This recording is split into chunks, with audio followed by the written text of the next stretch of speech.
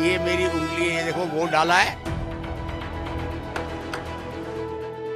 लोकसभा चुनाव के नतीजे 4 जून को आएंगे। इससे पहले एग्जिट पोल को लेकर लोगों में काफी उत्साह है।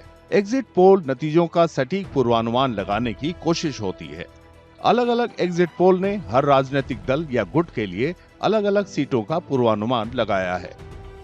एग्जिट पोल वोटिंग के फौरन बाद वोटरों के बीच किया गया सर्वे है। वोटरों से जानने की कोशिश की जाती है कि उन्होंने किस उम्मीदवार का समर्थन किया। सर्वे का मकसद ये अनुमान लगाना है कि कौन सी पार्टी आगे है। ये सर्वे ज्यादातर निजी एजेंसियां करती हैं।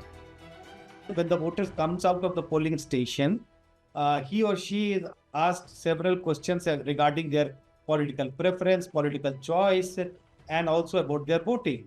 This data is collected, and then based on that data, estimates are made about which political party is likely to get how many votes and which political party is likely to win how many seats. Exit poll की बुनियाद 2 मुख्य सोच होती है। पहला कि voter की याददाश्त ताजा है और दूसरा कि पोलिंग बूथ से बाहर निकलने के तुरंत बाद पूछने पर उनके सही बोलने की संभावना सबसे ज्यादा होती है।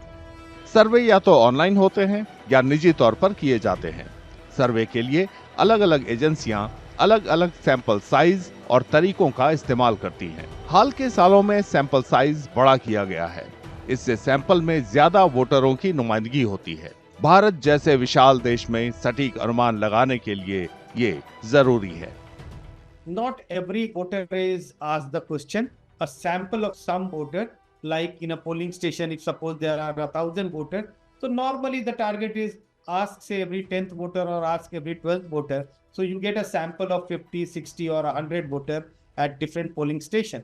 So the data is collected from a sample of voters, and based on that an extrapolation is done about their political opinion.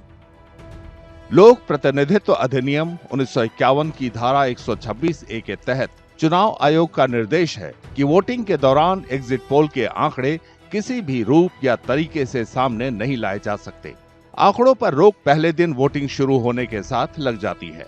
अंतिम दौर का चुनाव खत्म होने के 30 मिनट बाद तक आंकड़ों पर रोक लगी रहती है। इस नियम का मकसद एग्जिट पोल के जरिए वोटरों पर असर डालने से रोकना है।